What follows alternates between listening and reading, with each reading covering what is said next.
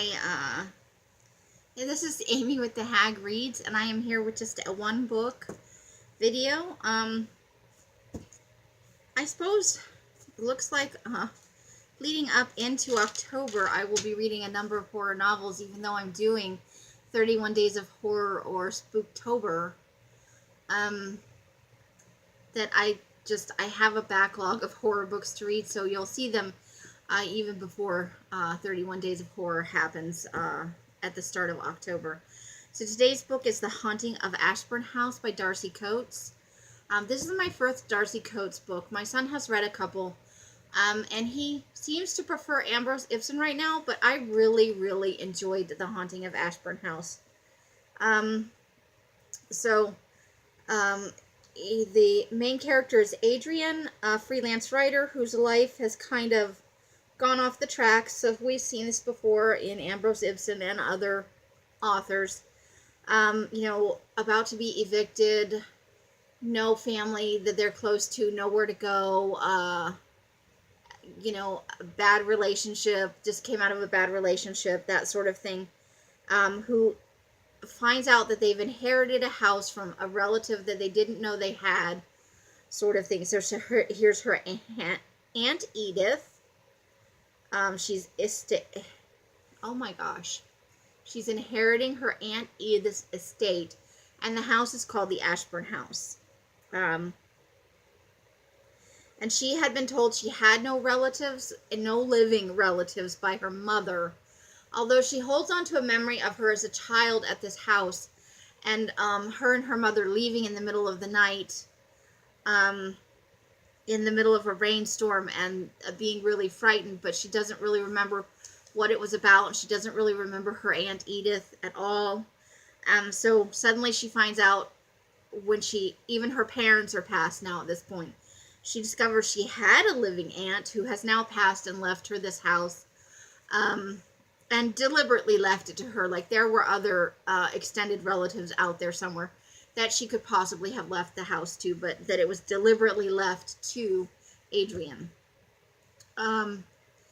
When she gets to the house, she takes a taxi from God knows where, but she's in the taxi for a long time. It takes all of her money but one $20 bill. Her bank account is empty. She's waiting for some payments to come in. And she's thinking the house is going to be in the town, and she'll just buy her groceries with the $20 until her other payments comes in. And the taxi drives right through town. And so her house is like 3 or 4 miles outside of town. She's no car. She's getting there in a taxi. All of her worldly possessions are in the taxi, like one suitcase and a box or something like that. And her cat. So wherever she came from, she spends all of her like $200 on this taxi ride. Has a $20 bill, gets to her aunt's house. Thankfully, there is power on in the house when she gets there. So she spends the first night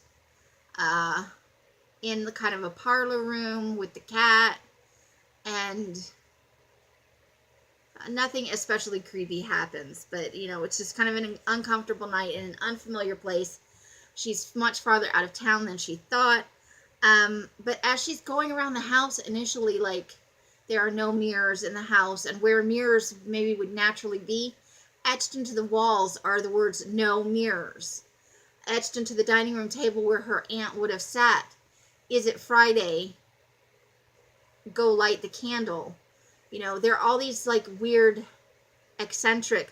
So the second day that she's there, 4 girls from town arrive with kind of a box of goodies for her, under the guise of being the neighborhood welcome wagon. But what they really want is to go inside the house and look around, because the aunt was extremely eccentric, never allowed any visitors, she finds out from this group of girls that she wasn't very friendly in town, although she did go every day and buy groceries and stuff.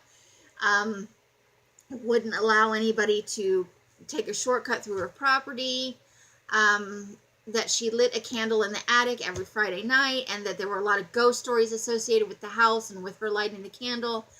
And then there was like this whole backstory on the back end of that about a family tragedy that happened with her aunt's family when her aunt was a young girl, like 9 or 10.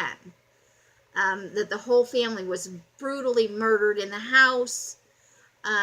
So she's got all of this stuff. She finds out right away that's, now she's stuck in this house. She has no car, no way to get anywhere. She does find out there's a shortcut at the back of her property that goes, it'll only take her 15 minutes to get into town to buy groceries and stuff. And so the things the girl brings her allows her another day or so, where she can eat and everything. And the story kind of takes off from there, where she's investigating, and something happens to one of the girls who drives out around sunset to deliver her some more food, and she has an accident, and then she's a little weird after that. So she's finding out all of these things about her aunt, and it's looking an awful lot like her aunt wasn't a very nice person. And that's kind of all I want to say about it, because it really does kind of get very, very, very creepy as the story goes on. And she's very isolated, and the power keeps going out, and only the bottom half of the house has electricity. The top half was never retrofitted for electric. And there's a thing with the candles in the attic, and all of the messages all over town, or all over the house, carved into the wood.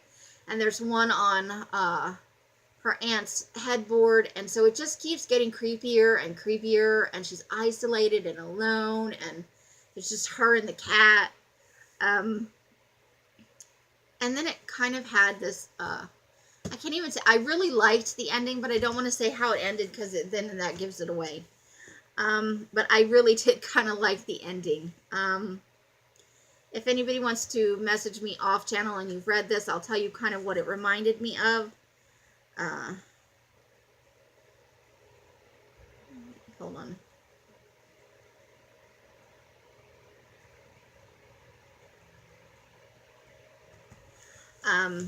But I can't say it, because then it kind of gives away how the book ends, and that'll spoil, I think, a lot of the creepy that's going on.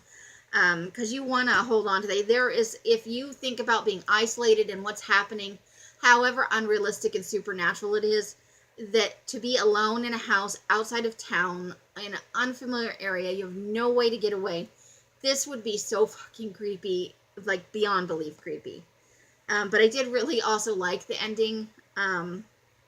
So I would recommend it. This is my first foray with Darcy Coates.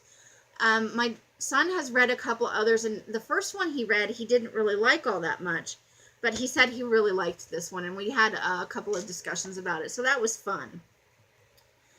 And that's all I have. If you like this kind of haunted book, and you have to have picked up by now that there's kind of a theme going on with my son's reading, and I'm along for the ride, and I'm okay with it, because I have been entertained.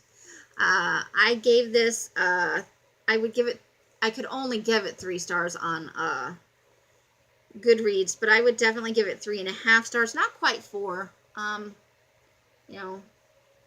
These are still all kind of remind me of cheesy Netflix horror movies. This would make an excellent cheesy Netflix horror movie if they could pull it off right, and they didn't give away too much about the spooky supernatural stuff. I think this could be a super creepy movie. So if you like this sort of thing, I would definitely recommend it. And I get the feeling that her writing is kind of a similar style. She has a lot of them called The Haunting of blah blah blah blah, So I would recommend it, surely, for somebody who's interested in this type of fiction. I thoroughly enjoyed it. I read it in 2 sittings, 2 different evenings, and I read it on my tablet, which I'm recording on, but I read it in the dark with the lights off, with just the backlit. That made it even creepier, because every effing noise that happened in the house, and my son came shambling out of his room at like 2 in the morning, and I was like, "Ah!" And he's like, "What?" And I'm like, "Don't sneak up on the mom." He's like, "Stop reading horror in the middle of the night," and I was like, "I can't." Definitely scared myself with that one. And it didn't help that I read it totally in the dark. I couldn't go to sleep, and I was like, I don't want to turn on all the lights and everything. So I just flipped on whatever was the next book in my Kindle carousel, and it happened to be that one. And it really creeped me out, man. All right, that's all I have for today. Look, under 10 minutes. If you watched to the end, thank you so much, and I will see you tomorrow. I will have my library haul. Um, happy whatever time of day it is for you. What day is today? What is it? It's Thursday. We got paid today. Woohoo! I will see you next time. Bye.